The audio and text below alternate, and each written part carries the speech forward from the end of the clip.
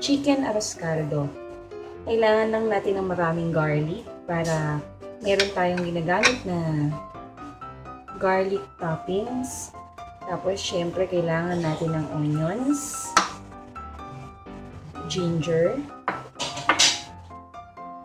atsuete to make atsuete oil. Tapos, kailangan ko ng bouillon cubes. Pwede na siguro dito ang dalawa. 1 kilo of chicken para din sa 2 baso ng malagkit, 1 baso ng bigas. Para medyo mabilis-bilis yung ating paraan ng pagluluto, uunahin natin yung garlic. Para hindi tayo palipat-lipat ng masyadong maraming kaserola o kaldero o kawali. Ito maunahin natin. Unahin muna natin yung ating garlic. Magtitira tayo ng konti para sa panggisa.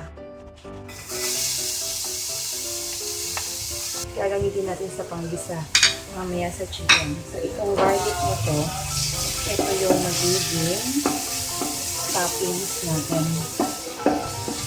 Kapag nagluluto ng fried garlic, kailangan consistent tayo sa paghahalo para hindi siya masunog kasi madaling masunog ang garlic. Few minutes na lang, so let's not rush this easily. Okay lang yung apoy niya. Yan.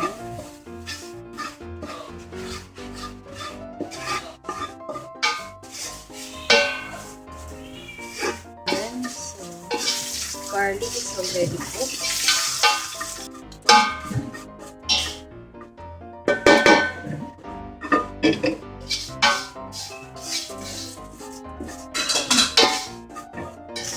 Okay, so once na na-notice mo na naghihiwa-hiwalay na yung garlic, pwede na natin tanggalin yan. Arrozcaldo ba? Okay, so nakagawa na tayo ng fried garlic. Tamang-tama lang yung kulay niya, slightly brown, tapos crunchy siya. So, set aside. Yung matitira sa kanyang bahabahagyang garlic, hayaan na natin siya dyan para lumasa na yan. Dadagdagan na lang natin ng konting oil. Maglalagay naman tayo ng konting atsuete. Since wala tayong atsuete powder, I will be using atsuete seeds na lang. Ilagay ko lang siya sa gilid and then allow it to tapos allow the color of the atsuete to mix dun sa oil.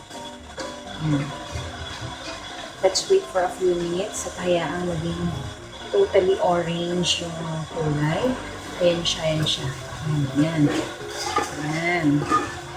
So, tanggalin ko na yung heat para hindi siya tumilalsik at para mas madali din makuha yung mga atsuete seeds.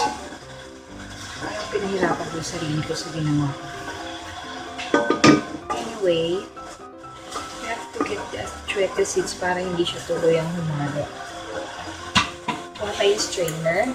Kuhanin natin isa-isa yung so, pinatay ko muna yung apoy to get the or you can make atsuete oil muna. Pwede kang gawa ng atsuete oil muna before cooking. So, parang yung madaling paraan. I think ito na yung madaling paraan. Okay, so nakuha na natin yung atsuete seeds. Mas maganda yung lumalasa palagi yung ginger. Yan. So, gisa na natin siya. Next to that is I need my wooden spoon. Yan. After a few seconds siguro, we'll mix together the onions. Lagyan natin ng onion.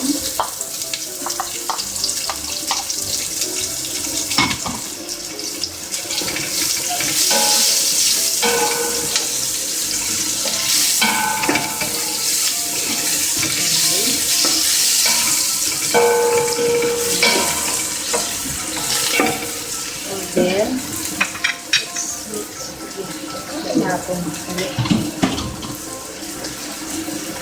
Ilalagay na rin natin yung ating garlic.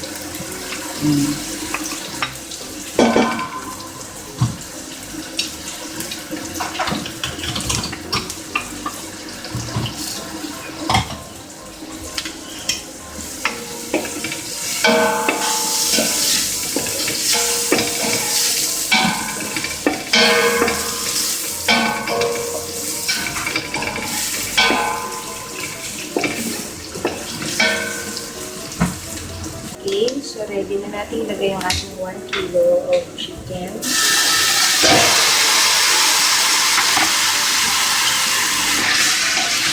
And then let it simmer for about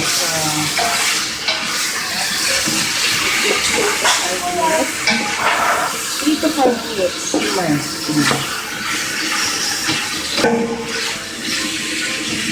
Lagyan na rin natin siya ng pepper.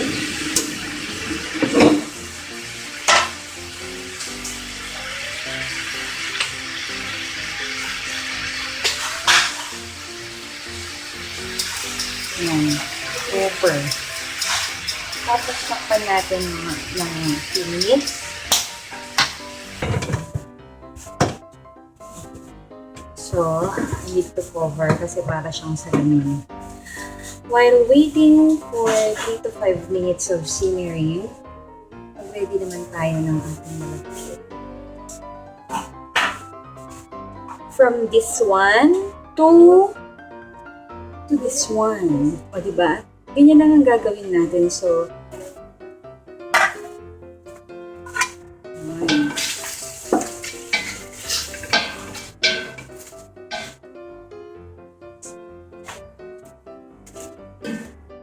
okay, let's add this one.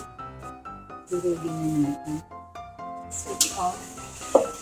So, kunin muna natin ang chicken para hindi siya na-overcook. Okay, tinanggal natin ang chicken.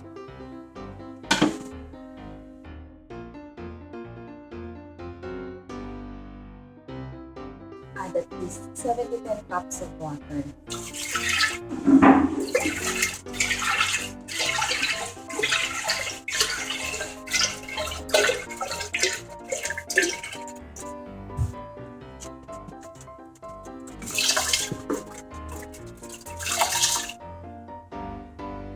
Salt. Okay. Stir constantly.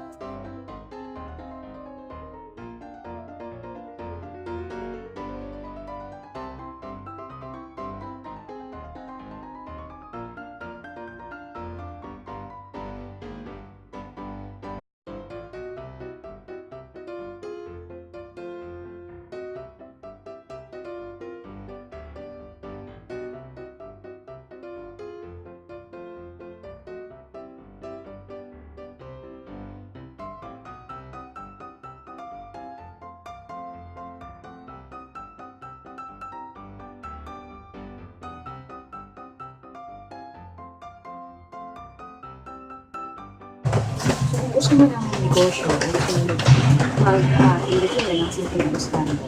Pag nalagay ka lang ng chicken, pag isi-serve mo na, yan, since lutong bahay mo ito, nakikita mo lang po yung color. Ganda yan. So, mamaya, ito na rin gagawin ko. I'll show you how you can serve it.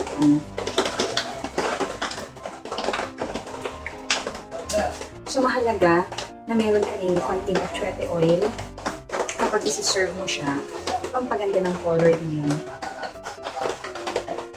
Pero, kapag ka mga yung bahay lang, kailangan mo, i-add ko na yung chicken. Yan. Pero ito yung going to achiote oil para kumulo pa ng gusto yung ating chicken. So, medyo, kumbaga sa ano, kulang ko ng konting luto yung ating manok kanina. Pero wala na siyang blood. Wala na akong nakikitang blood. Gusto ko yung medyo tender yung kanyang laman. Although, madali na mga palambutin ang chicken meat.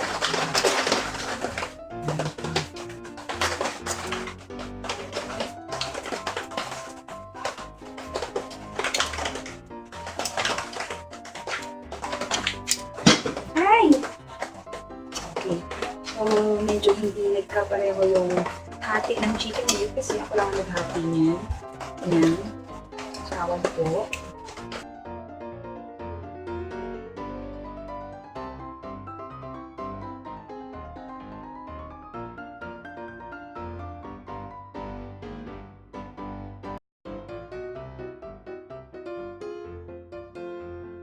Yan ang isang sikreto ng Arrozcaldo. Lugaw, Arrozcaldo, goto, yung continuous na paghahalo. Halo, halo, halo, halo, halo, halo.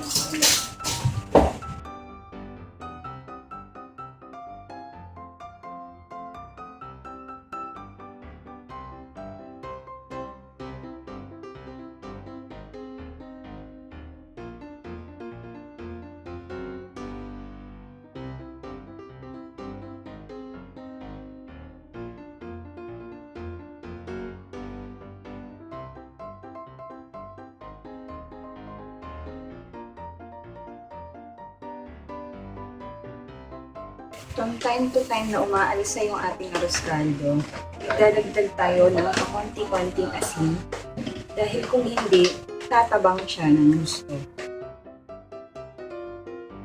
Ang sikreto lang naman talaga dyan, aside sa paghahalo, is yung salt.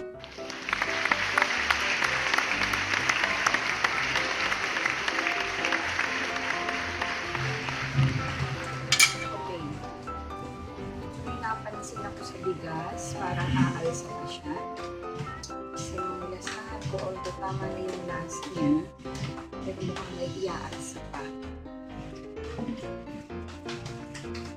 Lalagdagan ulit natin yan ng 1 cup of water.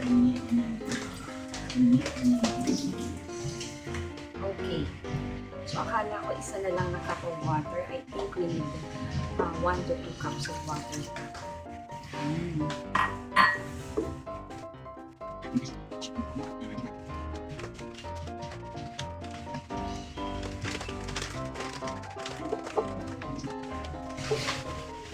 And then, since tumama na ng konti ang lasa, add natin ng konting-konti na lang ito. That's for adding another cup. Okay, masarap ihain ang Arrozcaldo. So, since medyo may bagyo tayo ngayon, ating bagyo si Falcon, I have to mention the bagyo. Kasi not all that, not every day you wish to eat Arrozcaldo. Pero masarap ang Arrozcaldo anytime of the day. Morning, lunch, whatever. Pwede mo i-serve yan sa night. Kaya ang gusto mo rin magpakain at marami kang gustong pakainin, Arrozcaldo is the best. So, pwede mo itong samahan ng nilagang egg. Kailangan nyo ng mag-boiled ng egg, hard-boiled, of course. Okay. Hindi ko na ikakat yan. So, ito na yung part na mukhang na-reach na natin ng bahagi na yung ganda ng yan, yung kanyang lapot. Hindi na siya madaling bumagsak.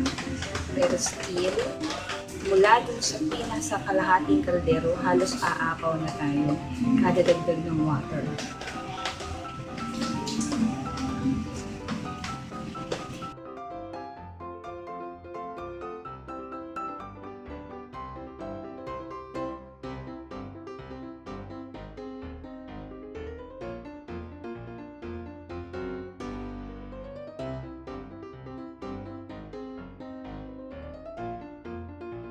So, nakapagdagdag pa ako ng napasok na naman ako. Hirap ang pangiti ng isip ito. Mukha talaga, ha? So, yun ang iingatan lang natin kapag kumukulo-kulo na siya.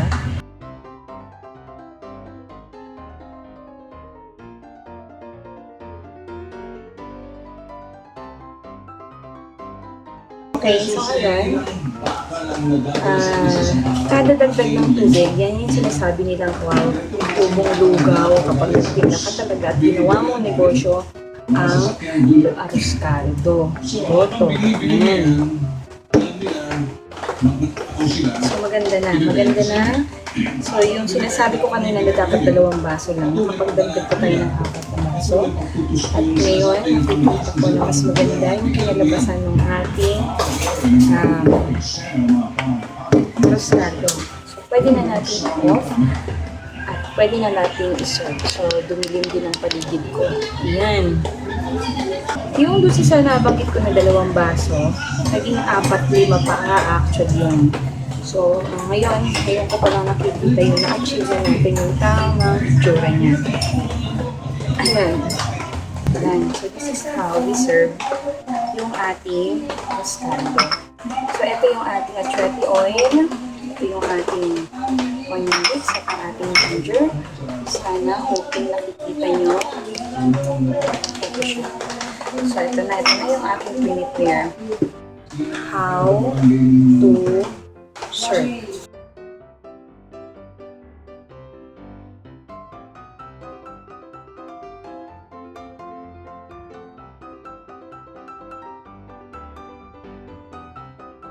You can add a hard-boiled egg if you want. Kaya lang. And then, stop. Okay yan. So, ibabaw mo lang yung chicken natin. I'll show you that. And then, lagyan natin siya ng first, lalagyan natin siya ng oil. This is the achiote oil. Yan. Okay. Idagdagan pagka gusto pa.